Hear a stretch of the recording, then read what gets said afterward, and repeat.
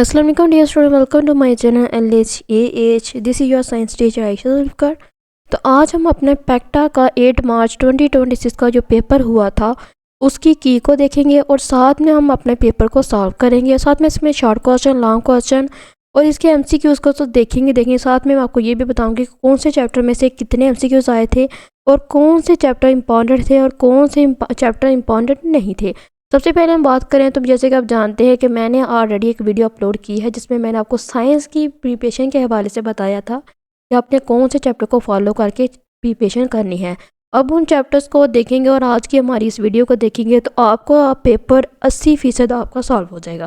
तो मैं आप फिर से बता रही हूँ कि मैंने जो वीडियो डाली थी उसके अकॉर्डिंग ही ये पेपर बना है। अब आप मेरे इस चैनल पर जाके देख सकते हैं जिसमें मैंने पैक्टा का मॉडल पेपर भी सॉल्व करवाया था और नेक्स्ट एक वीडियो बनाई थी जिसमें मैंने ये बताया था कि कौन से आपने टॉपिक करने, इवन कि मैंने टॉपिक के निशान तक भी लगवाए थे आपको, इनमें से ये टॉपिक आपने स्किप कर देने हैं, वो नहीं करने क्योंकि अपने उस पर टाइम वेस्ट नहीं करना क्योंकि आपके पास ऑलरेडी बहुत कम टाइम बचा था। तो मुझे उम्मीद है 100% श्योर है कि जिन स्टूडेंट ने मेरी उस वीडियो को जो मुझे उस वीडियो से फॉलो किया था उनके मार्क्स इंशाल्लाह बहुत अच्छे आएंगे और बाकियों की भी उम्मीद है कि उनके भी अच्छे आएंगे क्योंकि अगर उन्होंने अच्छे से तैयारी की है तो मार्क्स आपके पेपर्स के अकॉर्डिंग आएंगे क्योंकि पेपर इस बार टोटल जो मैंने वीडियो मॉडल पेपर आपके साथ शेयर किया था उसके अकॉर्डिंग ही बना है और टोटल ही जो इवन के MCQs तक रिपीट हुए हैं। ठीक है, तो आज हम इस वीडियो में देख लेते हैं। सबसे पहले हम देखेंगे ये वो पेपर है जो कि आपको 8 मार्च 2026 में आपने सॉल्व किया था। अब 8 मार्च को आपने साइंस का जो पेपर सॉल्व किया था ये वही पेपर है। अब ये पेपर आपको इसमें से MCQs आपको रैंडमली मिलेंगे क्योंकि ज़ाहिर है हम टू द पॉइंट आप जो पेपर है वो तो नेट पे नहीं लगा सकते, उसकी वीडियो बना नहीं सकते क्योंकि वो चीज़ें अलो नहीं है। लेकिन मैं कुछ MCQs हैं जो मेरे पास जिनकी वीडियोस आई हैं, जिनके पास क्या कहते हैं पिक्स आई हैं, तो वो मैं आपके साथ आज डिस्कस करूँगी और आपने कमेंट बॉक्स में बताना है कि आपने इन MCQs के क्या आंसर लगाए थे और शॉर्ट क्वेश्चन के क्या आंसर सॉल्व किए थे। ठीक है, तो हम सारी चीज़ें डिटेल में देखेंगे। ये वीडियो बहुत ज़्यादा लेंथी होने वाली है तो सब्र से आपने इस वीडियो को देखना है। सबसे पहले हम बात करें अपना, पहले आपको पता है कि आपको 40 नंबर के ये MCQs दिए गए थे। बबल्स के बारे में आज हम बात नहीं करेंगे क्योंकि आपके जो पैक्टा की तरफ से जो शीट दी पेपर शीट, उस पेपर शीट में हम ऑलरेडी बातें कर चुके हैं कि बबल्स कैसे फिल करने हैं, रोल नंबर कैसे फिल करना है, अपने डिस्ट्रिक्ट का नाम, अपना स्कूल का नेम, अपना EM कोड, जो सारी चीज़ें वो हम ऑलरेडी डिस्कस कर चुके हैं, उस पर टाइम वेस्ट नहीं करना। आज हम अपने पेपर की को देखेंगे कि पेपर के आंसर यानी कि MCQs के आंसर क्या हैं और इन कौन कौन से MCQs आए थे। तो आज हम देख सकते हैं स्क्रीन पे और ये वीडियो अपने जो जूनियर हैं उनके साथ भी शेयर करें ताकि उनके नेक्स्ट ईयर में आसानी हो पेपर याद करने में। सबसे पहले देखेंगे MCQs 40 नंबर के MCQs है जिनमें आपको 40 मार्क्स मिलने थे। इन 40 नंबर के MCQs में जो 40 नंबर आपको मिलने थे यानी कि एक MCQs का 1 नंबर था। अगर आपका एक MCQs गलत होता है तो आपका 1 नंबर काटा जाएगा। ये आपको ऑलरेडी चीज़ें बताई जा चुकी हैं जो कि ऑलरेडी मैंने अपनी वीडियो पे मेंशन की थी। सबसे पहले हम पहले MCQs की बात करें कि look at the given image and identify the process label as a W। इनके दी गई तस्वीर को देखें और लेबल शुदा अमल W की शनाख्त करें। आपने जो तस्वीर दी गई थी इसमें W ये है बेसिकली, तो W को आपने देखना था कि ये W किस चीज़ को रिप्रेजेंट कर रहा है। W फोटोसिंथेसिस को कर रहा है, रेस्पिरेशन को कर रहा है, डिकम्पोजिशन को या कंबशन को। तो इसका आंसर था डैट इज़ अ डिकम्पोजिशन। ये आपने अपनी बुक के देख सकते हैं वहाँ रेस्पिरेशन के साइकिल में। तो अब बहुत से स्टूडेंट ने क्या लिखा हुआ था, बहुत से स्टूडेंट ने ऑप्शन लगाया था B या A। ये आपका आंसर क्या है, ये रॉन्ग ऑप्शन है। करेक्ट ऑप्शन है C, that is a decomposition, क्योंकि उन्होंने ये पूछा है कि जो Y या W है ये W किस चीज़ को, यानी कि यहाँ पे जो W है ये W की जगह पे यहाँ पे क्या चीज़ आनी थी, कंबशन आना था, रेस्पिरेशन आनी थी, फोटोसिंथेसिस आना। तो आपको पता है यहाँ पे क्या आना था, डिकम्पोजिशन आनी थी। ठीक है, तो ये था आंसर, ऑप्शन C इसका करेक्ट ऑप्शन था। इसके बाद है MCQs नंबर 2 है। तो MCQs नंबर 2 में आप देख सकते हैं the ice on glaciers melt at a greater rate due to, यानी कि ग्लेशियर्स पर बर्फ़ किस वजह से तेज़ी से पिघलती है। मैं साथ साथ उर्दू वाले मीडियम और इंग्लिश मीडियम स्टूडेंट्स के लिए दोनों के लिए ये वीडियो बहुत ज़्यादा इंपॉर्टेंट है, मैं फिर से बता रही हूँ। ओके, ग्लेशियर्स पर बर्फ़ किस वजह से तेज़ी से पिघलती है, तो इसका करेक्ट ऑप्शन था that is the global warming. ठीक है, ग्लोबल वार्मिंग इसका करेक्ट ऑप्शन था। आप में से कौन सा का ऑप्शन लगाया था कमेंट बॉक्स में ज़रूर बताइएगा। इसके बाद MCQs नंबर 2 के बाद है MCQs नंबर 3 एंड 4। 3 और 4 की बात करें तो MCQs नंबर 3 और 4 में बताया गया है कि the poisonous and harmful substances which make the air unfavourable for the life are called. इनके वो जहरीले और नुकसानदार मादे जो हवाओं को ज़िंदगी के लिए नागवार बनाते कहलाते हैं। तो इसका ऑप्शन मोस्टली स्टूडेंट ने लैंड पोल्यूटेंट और वाटर पोल्यूटेंट किया हुआ था, लेकिन इसका करेक्ट ऑप्शन है डेट इज़ एयर पोल्यूटेंट। आपने कौन सा ऑप्शन मार्क किया था आप कमेंट बॉक्स में ज़रूर बताइएगा। इसके बाद है क्वेश्चन नंबर 4 है, क्वेश्चन नंबर चौथा है, यानी कि MCQs नंबर चौथा है what should be done to improve the air quality, यानी कि हमें हवा की क्वालिटी को बेहतर बनाने के लिए क्या करना चाहिए। तो हवा की क्वालिटी को बेहतर बनाने के लिए हमें ज़्यादा से ज़्यादा प्लांट लगाना चाहिए। तो इसका आंसर था ऑप्शन बी प्लांटेशन। मुझे उम्मीद है कि ये सभी स्टूडेंट्स का ऑप्शन ठीक होगा, क्योंकि ये बहुत ज़्यादा इजी MCQs था। क्या हमारा जो माहौल है, इसको हवा जो आलूदगी से भरी हुई है, इसको साफ़ करने के लिए हमें ज़्यादा से ज़्यादा प्लांट लगाना चाहिए। ठीक है, यहाँ तक हो गया। अब हमारे MCQs 3 और 4 के बाद आप अपना MCQs देख लेते हैं। MCQs नंबर 5 यानी कि चौथा जो 5वें MCQs देख लेते हैं। 5वें MCQs में क्या है कि which part of the human brain keep on working when the rest of brain go to sleep, यानी कि जब ब्रेन का बाकी हिस्सा सो जाता है तो ब्रेन का कौन सा हिस्सा काम करता है। तो इसका ऑप्शन क्या है, इसका ऑप्शन है that is the medulla oblongata. इसका आंसर क्या है, that is the medulla oblongata. Comment box में ज़रूर बताइएगा आपने कौन सा आंसर मार्क किया था। MCQs नंबर 6, MCQs नंबर 6 की बात करें कि identify the label part Y in the given image, यानी कि जो वाई है, इस जो इमेज दी गई है, इस इमेज में जो वाई है ये किस चीज़ को रिप्रेजेंट कर रहा है। ये मैं पैक्टा का जो बोर्ड का पेपर था ना, मॉडल पेपर, उसमें भी ये MCQs आया हुआ था, वो सेम एज इट कॉपी हुआ है। मैं फिर से बता रही हूँ, ये पैक्टा को जो मैंने इसी चैनल पे अपनी वीडियो अपलोड की थी, उसमें मैंने बताया था कि ये MCQ बहुत ज़्यादा इंपॉर्टेंट है, क्योंकि अक्सर वो MCQ ज़्यादा आते हैं जिनके साथ में एक डायग्राम मेंशन हो। तो जिसके साथ डायग्राम अटैच होगी वो MCQ बहुत ज़्यादा इंपॉर्टेंट होते हैं। तो इसमें भी तब मैंने बताया था ये MCQ बहुत ज़्यादा इंपॉर्टेंट है। और इसका आंसर आपने क्या लगाया कमेंट बॉक्स में ज़रूर बताइए, क्योंकि मैंने तो तब आपको बताया था कि इसका आंसर है that is the B dendrites. ठीक है, कौन सा है दी गई तस्वीर में लेबलशुदा वाई की शनाख्त करें, तो इसका आंसर है डेट इज़ डेंड्राइट। ठीक है, इसके बाद है MCQs नंबर 7 है विच ऑर्गन सिस्टम ने human body carry the message from one part two another part. तो हमारे जो इंसानी जिस्म में कौन सा ऑर्गन सिस्टम है जो पैगामात को एक से दूसरे हिस्से तक पहुंचाता है। तो इसका सही वाला आंसर क्या है, इसका सही वाला आंसर था date is the nervous system. आपने क्या आंसर लगाया आप कमेंट बॉक्स में ज़रूर बताइएगा, क्योंकि इसका करेक्ट ऑप्शन है that is the nervous system. इसके बाद हम अपने MCQs नंबर 7 के बाद हम अपने MCQs नंबर 8 की और 9 और 10 की बात कर लेते हैं। तो सबसे पहले 8 में MCQs देख लेते हैं, जैसे कि आप स्क्रीन पे देख सकते हो। तो 8 में MCQs है human creativity skills are controlled by. तो जो ह्यूमन की जो क्रिएटिविटी स्किल्स हैं वो कौन कंट्रोल करता है। तो हमें ये सबको मालूम होना चाहिए कि ह्यूमन की जो क्रिएटिविटी स्किल्स है ये ज़्यादातर हमारे जो राइट सेरिबल हेमिस्फीयर है ये बेसिकली वो कंट्रोल करता है। कौन कंट्रोल करता है, right cerebral hemisphere. Option C है इसका। आपने कौन सा ऑप्शन लगाया है, या मेरा कोई MCQs इस टाइम गलत हो रहा था कमेंट बॉक्स में ज़रूर बताइएगा, क्योंकि हमारे पास जो अभी तक की आई है उस की के अकॉर्डिंग राइट सेरिबल हेमिस्फीयर है और बुक में भी यही चीज़ें मेंशन है। अगर मैं फिर से बता रही हूँ, अगर मेरी तरफ से कोई मिस्टेक हो रही है तो कमेंट बॉक्स में ज़रूर बताइएगा। इसके बाद MCQs नंबर 9 है, यानी कि 9वां MCQs है the left cerebral hemisphere control, यानी कि बायां सेरिबल हेमिस्फीयर कंट्रोल करता है। तो बायां हेमिस्फीयर किसको कंट्रोल करता है, ये स्पीच स्किल्स। ये भी MCQs क्या हुआ है, ये भी MCQs रिपीट हुआ है। मैं फिर से बता रही हूँ, जो चीज़ें रिपीट हुई है ना मैं बताती जा रही हूँ साथ साथ में। ये भी मैंने मॉडल पेपर में ये MCQs भी बताया था कि ये MCQs क्या है, और ये सेम ऐसे वहाँ से कॉपी करके यहाँ पे लगा दिया है, ऐसे लग रहा है। क्योंकि ये आपके पेपर में फिर से बता रही हूँ, जो पैक्टा की तरफ से इस बार जो पेपर हुआ है ये वही पेपर हुआ है जो कि पैक्टा ने अपनी पेरेंट्स स्कीम में दी। कोई भी इजाफी इधर उधर से कोई भी MCQs नहीं आया।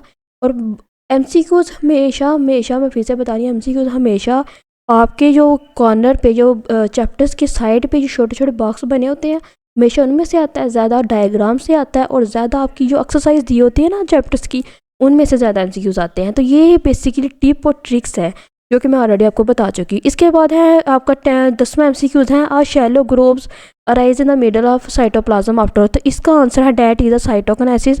ये भी हम ऑलरेडी डिस्कस कर चुके हैं, ये भी सेम वैसे ही चैप्टर में से दिया गया है कि इसका आंसर क्या है कि साइटोप्लाज्म के दरमियान एक शैलो ग्रो डैश के बाद पैदा होता है, तो साइटोकिनेसिस के बाद ये पैदा होता है। ये भी मैं पहले ही आपको बता चुकी हूँ, MCQs कर चुके हैं। जैसे कि आप स्क्रीन पे देख सकते हैं, हम अपना 10 में MCQs हमें साइटोकिनेसिस का आंसर था, और साइटोकिनेसिस के बाद हम देखेंगे अपना 11वें MCQ, जबकि हमारे 9वें MCQ का आंसर है that is T and speech skill, बोलने की सलाहियत को। ओके 11 है, यानी कि 11वां MCQ क्या है, meiosis is a process by which the parent cell divide into two dash daughter cell, यानी कि जब मियोसिस में एक ऐसा अमल है जिसमें parent cell dash daughter cell में तकसीम होता है। तो हमेशा मैंने बताया था कि मियोसिस में सेल्स हमारे 4 में डिवाइड होते हैं और माइटोसिस में कितने में डिवाइड होते हैं, 2 में होते हैं। इसका करेक्ट ऑप्शन था डैट इज़ 4, यानी कि ऑप्शन बी आंसर था। इनके 4 आंसर था इसका। तो आपने क्या लगाया है आपने ज़रूर बताना है कमेंट बॉक्स में। बात करें अपने MCQs नंबर 26 की। ओके मैं यानी कि रैंडमली ही मेरे पास ये MCQs हैं और इनमें ये सारे MCQs 1 बाय 1 यानी कि 26 के बाद हो सकता है कि बाकी MCQs भी हम सारे देखेंगे, लेकिन रैंडमली है, आगे पीछे है, ठीक है। तो आपने कंफ्यूज नहीं होना, आपने बस ये देखना है अपने MCQs क्या था और इसका आंसर क्या लगाया था। ओके इसके बाद है property of base is turn to, यानी कि बेस की ये एक खसूसियात है। क्या खसूसियात है बेस की? एक खसूसियात है कि वो क्या करता है, वो किसी भी कलर को चेंज कर देता है। कौन सा कलर, जो भी यानी कि रेड होगा तो ब्लू में होगा, ब्लू होगा तो रेड में होगा। तो इसमें जो करेक्ट ऑप्शन क्या था कि बेस की वजह से क्या होता है कि ये रेड लिटमस है वो ब्लू में कन्वर्ट हो जाता है। ये भी पैक्टा का एक जो मॉडल पेपर था उसमें ये MCQs था। और पैक्टा का मॉडल पेपर कौन सा बेटा? मेरा पैक्टा का मॉडल पेपर वो जो तकरीबन 4 से 5 पेज का था, वो मैंने अपने इस चैनल पे आप वीडियो बना के अपलोड किया हुआ, आप वहाँ से देख सकते हैं। अगर आपको PDF फॉर्म में चाहिए तो फिर भी मैं आपको वो दे दूँगी, ठीक है। आपने कमेंट बॉक्स में ज़रूर बता देना है।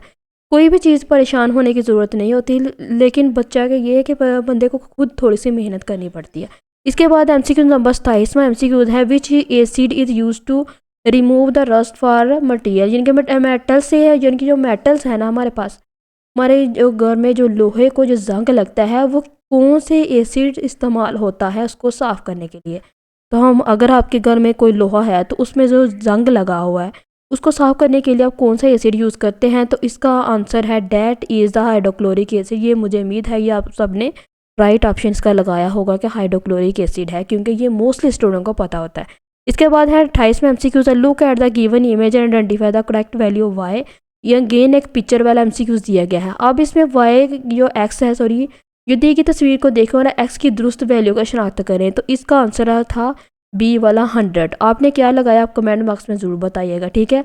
तो अभी तक हम अपने MCQs देख चुके हैं 28वां, और इसके बाद है 29 MCQs। 29 MCQs के बाद है कि फाइंड द एरिया। आपने क्या करना है, अपने एरिया को फाइंड करना है। अब एरिया में क्या है कि when F is equal to 20N and P is equal to 10 PA, यानी कि एरिया मालूम करना है जब 20N F क्या हो 20N हो और P क्या हो P 10 PA हो। तो इसका फार्मूला था बेटा P is equal to F over A। क्या लगाना था फार्मूला आपने? P is equal to F over A। अब P is equal to F over A के बाद इसका क्या आंसर आता था? इसका आंसर आता था डैट इज़ द 2 m², ठीक है, 2 m² आना था इसका आंसर। आपने क्या लगाया ये कमेंट बॉक्स में ज़रूर बताइएगा।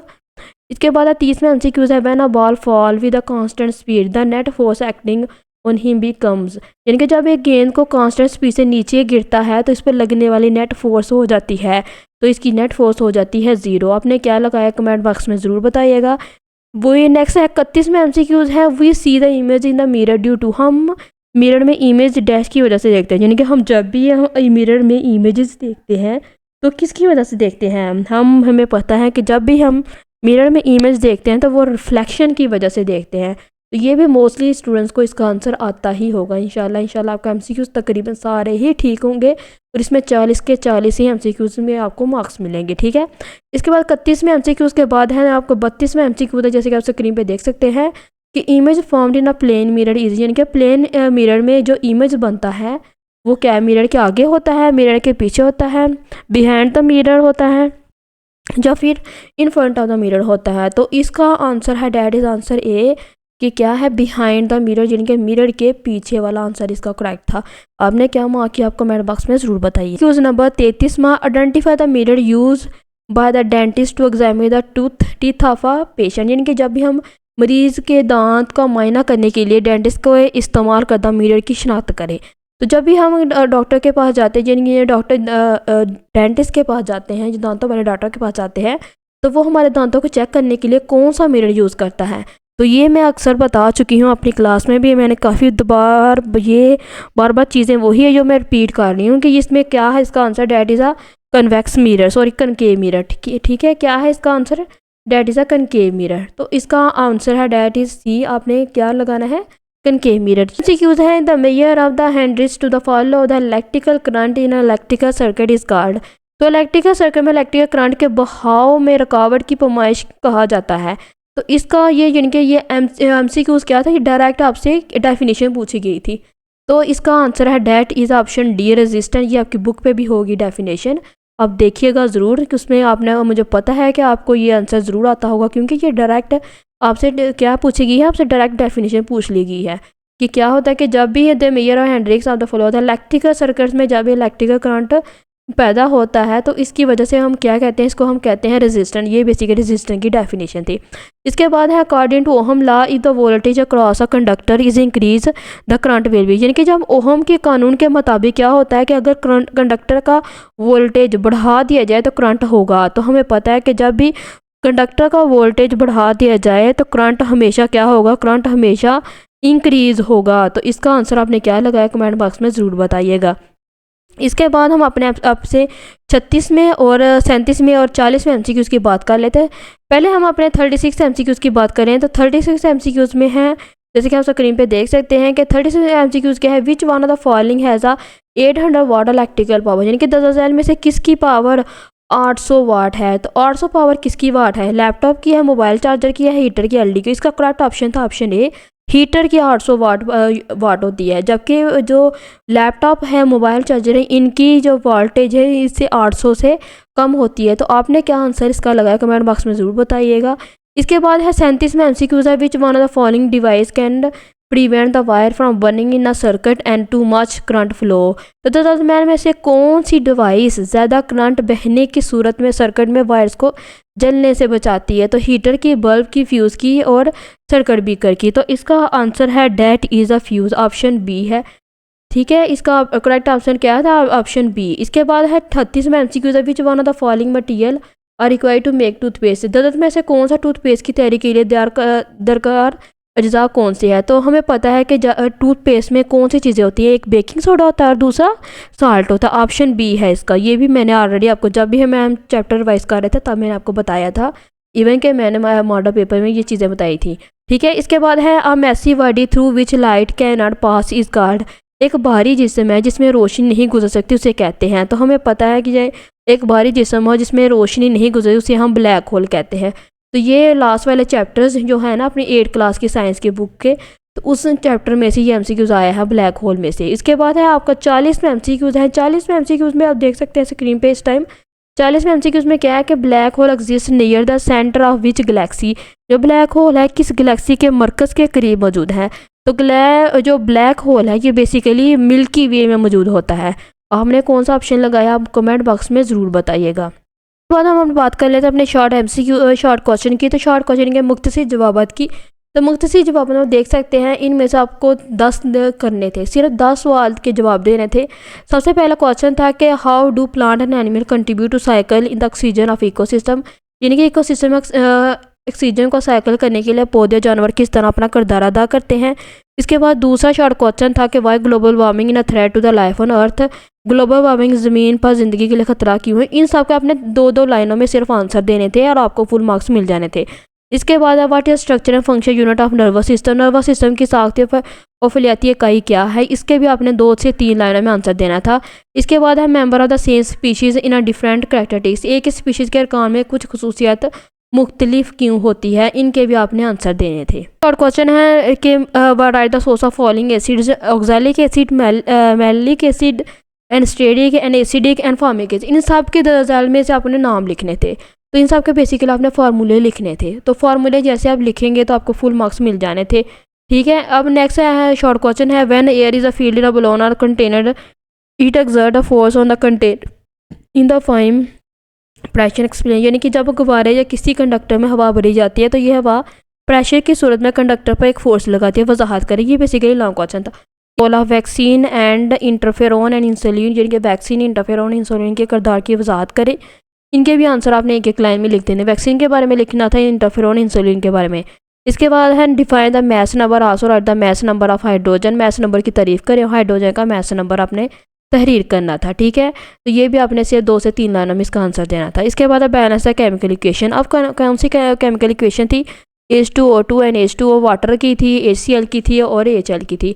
तो इन सबको क्या करना, इनको बैलेंस करना था। तो इनके रिएक्टेंट और प्रोडक्ट अपने साथ में लिख देने थे, तो आपको फुल मार्क्स मिल जाने थे। इसके बाद था define the single covalent bond and given one example. Single covalent bond की तारीफ कर लें और एक मिसाल दें। तो आपने सिर्फ इसकी डेफिनेशन करनी थी और एक एग्जांपल यानी कि एक मिसाल दे देनी थी।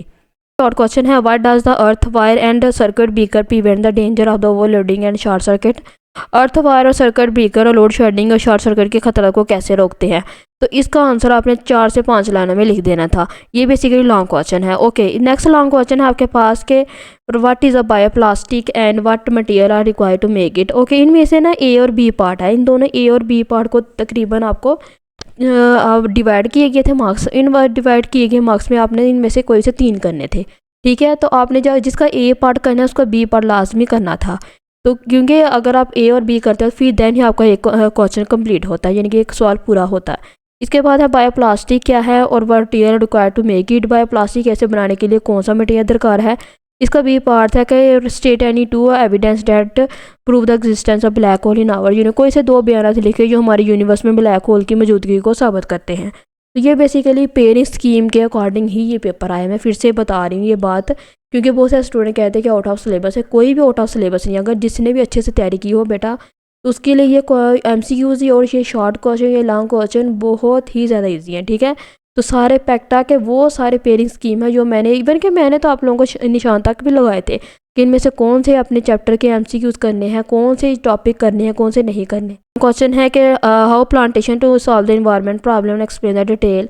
तो ये हमारा क्वेश्चन ऑलरेडी हो चुके हैं। और नेक्स्ट है name the label part of brain, यानी कि ब्रेन की जो दी गई थी डायग्राम। मैं फिर से बता रही हूँ, ये डायग्राम वाले जो होते हैं ना MCQ शॉर्ट क्वेश्चन बहुत ज़्यादा इंपॉर्टेंट होते हैं। अब इसमें जो ब्रेन के 3 पार्ट को नेम आपने लिखने थे और इनकी डेफिनेशन भी लिख देते तो आपको फुल मार्क्स मिल जाने थे। तो आप स्क्रीन पे देख सकते हैं कि ये ब्रेन के 3 जो पार्ट थे इनके नेम लिखने थे और इनके आपने क्या करना था, इनको साथ में थोड़ा सा डिटेल में बताना भी था। इसके बाद है biotechnology product use in Pakistan to save life. ज़िंदगी को बचाने के लिए पाकिस्तान में कौन सी बायोटेक्नोलॉजी प्रोडक्ट इस्तेमाल होते हैं। इसका पे which type of mirror is use in the given image. तो दी गई तस्वीर में किस किस्म का मिरर इस्तेमाल होता है। मिरर ए और या मिरर बी। मिरर ए इस्तेमाल होता है या मिरर बी, इनमें से इनके नाम लिख रहे थे और इनकी डेफिनेशन थोड़ी सी लिख देनी थी, आपको फुल मार्क्स मिल जाते। इसके बाद है right any 3 use of fuse, यानी कि फ्यूज़ के कौन से 3 सवालात लिखें। तो फ्यूज़ के कौन से 3 सवालात कौन से हैं ये आपने लिख देने थे, ठीक है। यूजेस लिखने थे बेसिकली, इनके इस्तेमालात क्या हैं, इनके यूजेस क्या हैं। इसके how detergent prepare at home, हम डिटर्जेंट को घर कैसे बनाते हैं, ये भी एक क्वेश्चन आया हुआ था आपको पेपर में, आपको याद होगा। इसके बाद इसका आंसर आपने क्या लिखा था, आपको कमेंट बॉक्स में जरूर बताएं। मैट्रिक्स टू स्पेस प्रो, ये बेसिकली फर्स्ट 2-3 चैप्टर में से आया था। तो स्पेस प्रो ये DNA वाला चैप्टर है ना, उसमें से आया था कि स्पेस प्रो क्या है। तो कम से कम 2 स्पेस प्रो के नाम लिखने थे आपने, ठीक है। तो ये बेसिकली इसका आंसर क्या है ये भी आपने राइट डाउन करना था। नेक्स्ट आपके पास एक लॉन्ग क्वेश्चन था, right a note on mitosis, यानी कि माइटोसिस पर नोट लिखें। तो माइटोसिस क्या है ये मैंने भी बताया था कि माइटोसिस और मियोसिस ये दोनों इंपॉर्टेंट लॉन्ग क्वेश्चन भी हो सकते हैं, शॉर्ट क्वेश्चन भी हो सकते हैं। तो आपने माइटोसिस पे नोट लिख देना था इधर। इसके बाद है आपके पास लॉन्ग क्वेश्चन था कि क्वेश्चन नंबर 44 यानी कि 44वां क्वेश्चन था कि complete the balance of following equation. इनमें से जो बैलेंस दी गई है carbon plus oxygen, CH4 plus oxygen, NFe plus SN N nitrogen plus CO2 N hydrogen plus 1, इन जिनके दरअसल में कीमियाई मुसावदा को मुकम्मल और मतवाजन करें। तो इन सब का अपने केमिकल रिएक्टेंट और प्रोडक्ट लिख देने थे, तो आपको फुल मार्क्स मिल जाने थे। क्वेश्चन है कि given example of acid alkaline side, acid alkaline side की मिसाल देनी थी और एक एग्जांपल इनकी डेफिनेशन लिखनी थी। इसके बाद what will happen with the paratrooper and its speed the absence of air, यानी कि हवा की मौजूदगी में जो पैराट्रोफर है उसकी स्पीड के साथ क्या होगा। तो ये भी इसका आंसर आपने लिख देना था। 3 से 4 से 5 लाइनें लिख देते तो काफ़ी था और आपको फुल मार्क्स मिल जाने थे। इसके बाद है differentiate between transmission and absorption. Transmission और अब्जॉर्प्शन में इस तरह आपने दरमियान में लाइन लगानी थी और ट्रांसमिशन का इधर 3 से 4 पॉइंट लिखने थे और अब्जॉर्प्शन के इधर से 3 से 4 पॉइंट लिखने थे। तो ये आपका क्वेश्चन कंप्लीट हो जाना, आपको फुल मार्क्स मिल जाने थे। आज की हमारी पैक्टा की बोर्ड के पेपर जो कि 8 मार्च 2026 को हुआ था और ये मोस्टली पेपर सारा पैक्टा के रूल्स के अकॉर्डिंग है। पैक्टा की जो पेरेंट स्कीम आई थी मैंने अपने इस चैनल पे अपलोड की थी उसके अकॉर्डिंग था। कोई भी एक्स्ट्रा क्वेश्चन, कोई भी एक्स्ट्रा MCQs नहीं था। इवन के सारे MCQs, कुछ MCQs ऐसे हैं जो सेम एज इट कॉपी करके आपको पेपर में दिए गए थे। तो जिन स्टूडेंट ने मेरी उन वीडियो को देखा होगा, मेरी उन वीडियो को सबको फॉलो किया होगा, तो उनके बहुत अच्छे मार्क्स आएंगे। मैं फिर से बता रही हूँ कि पेपर उनके लिए मुश्किल है जिन्होंने पेपर की तैयारी नहीं की थी। अब बहुत से ऐसे स्टूडेंट हैं वो कह रहे थे कि पेपर पैक्टा का जो बोर्ड का एग्ज़ाम है वो अकॉर्डिंग टू सिलेबस नहीं आया। तो बेटा आपको बस समझने की ज़रूरत है, उन्होंने जो MCQs जो पेयरिंग स्कीम दी गई थी उसी के अकॉर्डिंग पेपर आया था, लेकिन सिर्फ उन स्टूडेंट्स के लिए बहुत ज़्यादा ईजी है जिन्होंने उन पेयरिंग स्कीम को फॉलो किया था, उस मॉडल पेपर को फॉलो किया था।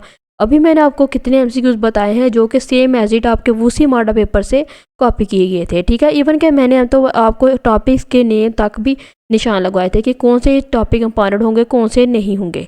तो आई होप कि आपको नेक्स्ट फ्यूचर में ये वीडियो आपके लिए बहुत ज़्यादा इंपॉर्टेंट होगी। और मेरे चैनल को लाइक एंड सब्सक्राइब ज़रूर कीजिएगा और कमेंट बॉक्स में ज़रूर बताइएगा आपके कितने MCQs ठीक हुए हैं। अल्लाह हाफिज़, अपना बहुत ज़्यादा ख्याल रखें। Good bye.